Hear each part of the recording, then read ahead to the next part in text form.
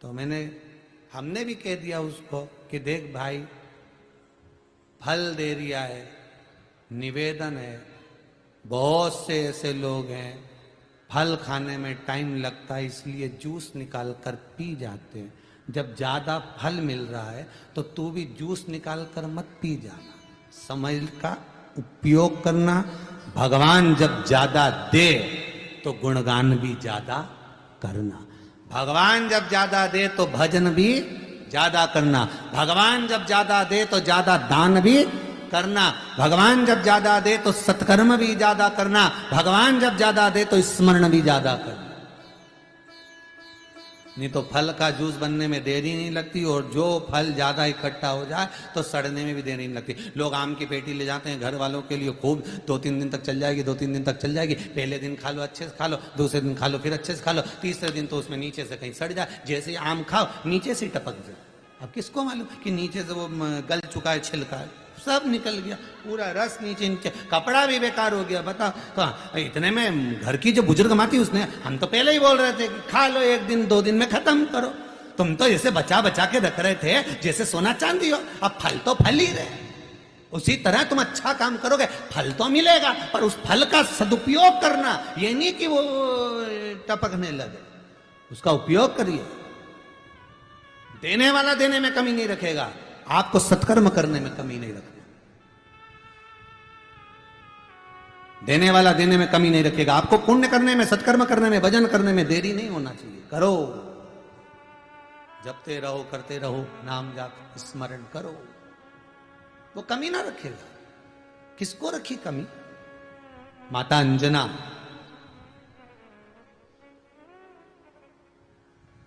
गौतम बाबा के पास में जाकर कहती हैं, पिताजी संतान नहीं, बहुत दुखी हूं, बहुत दुखी हूं, मेरी औलाद नहीं, संतान नहीं।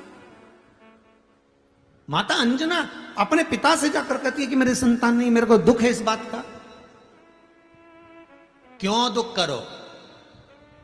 बाबा गौतम ने कह दिया कि एक काम करो, कि बस एक काम कर लीजिए। वो काम कौन सा है कि पार्थिव शिवलिंग का निर्माण करिए, और पार्थिव शिवलिंग का निर्माण कर कर उसका पूजन, उसकी अर्चना धारण करिए। उसकी पूजन अर्चना जब आप करोगे, उसकी पूजन अर्चना में जब आप डूबोगे, तब बाबा देव अधिदेव महादेव कुछ तो देंगे।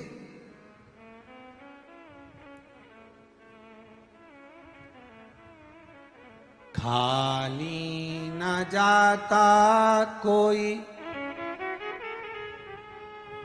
दर से तुम्हारे।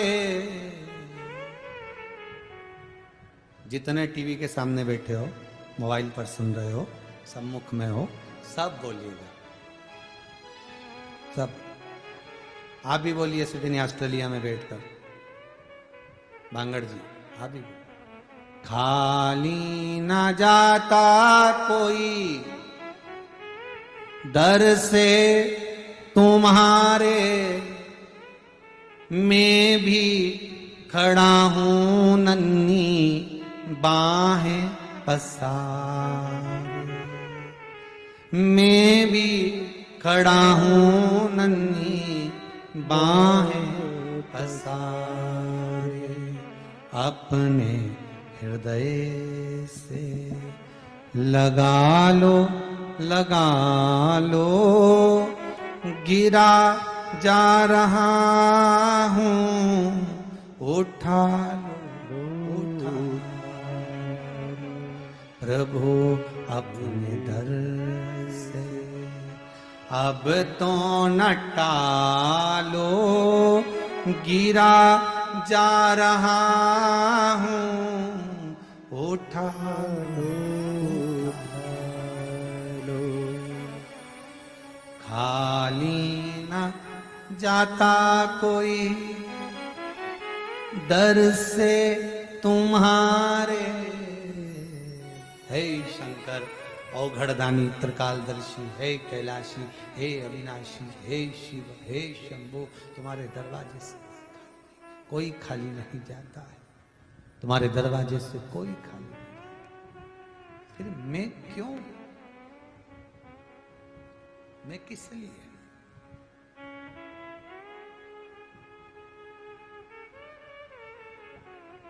झोली ही मेरी तंग है, तेरे यहाँ कमी नहीं। शंभो, हो सकता है कि मुझ में त्रुटियां बहुत हो सकता है मुझ में खोट बहुत हो सकता है, मुझ में खोट हो, त्रुटियां हो सकता है। पर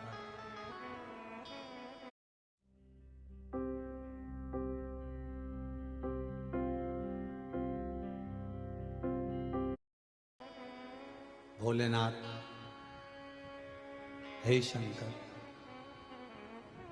अगर मुझ में त्रुटियां हैं, माना मुझ में खोट है, त्रुटियां हैं, पर आप भी तो तारणहार हो। अगर नाथ देखोगे अवगुण हमारे, तो भव सागर से कैसे लगेंगे किनारे। अगर भोलेनाथ हमारे अवगुण ही अवगुण देखते रहोगे, कभी कभी प्रयास करना व्यक्ति के जीवन के कुछ गुण भी देखना। केवल अवगुण ही अवगुण देखते जाओगे तो हमें तो अवगुण भरे हुए हैं। मनुष्य के बराबर दुनिया में पापी होगा कौन? और कोई कह दे कि हमने पाप नहीं करा, कोई अगर तुम्हारे सामने आकर कह दे कि मैंने पाप नहीं करा, तो उसका फोटो खींच के हमको भी भेज देंगे। एक बार तो भेजना, हम भी देखें कि जो कह रहा है कि मैंने जिंदगी में कभी पाप नहीं करा। तुमने नहीं करा तो क्या हुआ? 4 स्थान पर हर व्यक्ति से पाप होते हैं। श्री ऋषभ देव जी महाराज की कथा में, श्रीमद् भागवत में लिखा है।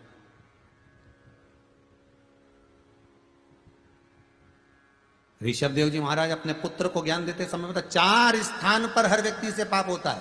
पहला, झाड़ू लगाते समय छोटे छोटे जीव मर जाते हैं, उसका पाप माथे चढ़ जाता है। दूसरा,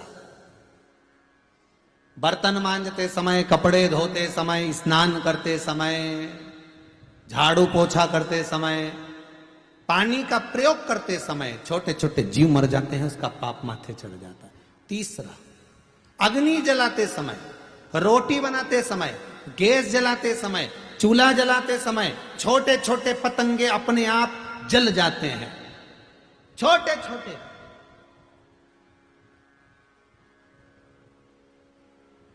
उसका पाप माथे चढ़ जाता है।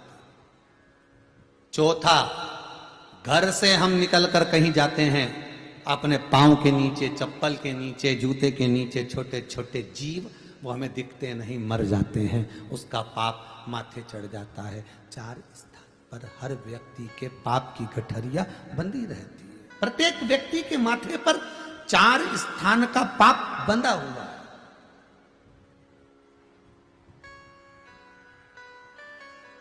इसीलिए कह रहे हैं, कोई तुमसे कहे ना कि हमने पाप नहीं करा, तो उसका फोटो खींच के यहां भेज दे दो। प्रयास करेंगे अपन उसका आस्था चैनल पे भी फोटो दिखा दे कि इन्हें पाप नहीं करा। जब इतना सारा फोटो हम दिखा रहे तो उनका भी दिखा देंगे, उसमें कौन सी बड़ी बात है, फोटो ही तो दिखाना। अगर जिसने पाप नहीं करा, और नहीं तो शिव महापुराण की कथा, भागवत पुराण में श्री ऋषभ देव जी महाराज अपने पुत्र भरत को ज्ञान देते समय कहते हैं कि पाप कर्म में मनुष्य लिप्त रहता है। पैदा हुआ तब से लेकर मरा तब तक पाप कर्म में लिप्त रहता है।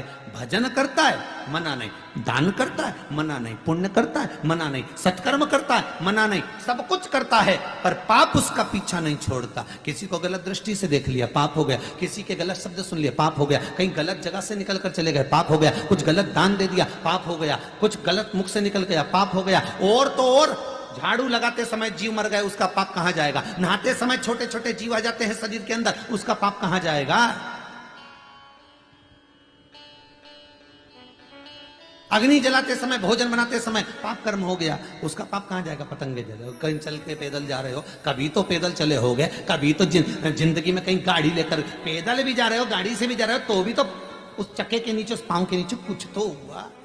कोई पतंगा, कोई जीव कभी तो गया, तो पाप तो हुआ।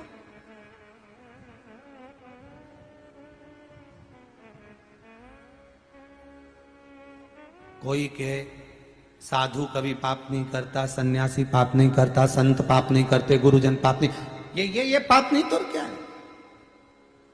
क्या गुरुजन स्नान नहीं करेंगे? क्या संतजन स्नान नहीं करेंगे? भजन करेंगे तो स्नान तो करना ही है ना, कपड़े तो धोना ही है ना, झाड़ू तो लगाना ही है ना।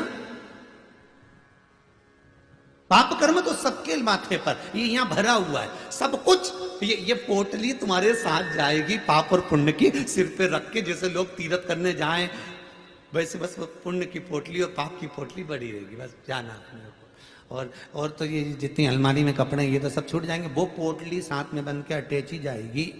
अब पुराना समय था पोटली का, आज का समय अटैची का, इसलिए अब अपन अगली बार से पोटली नहीं कहेंगे, अटैची कहेंगे। ठीक, अटैची तो जाएगी पुण्य और पाप।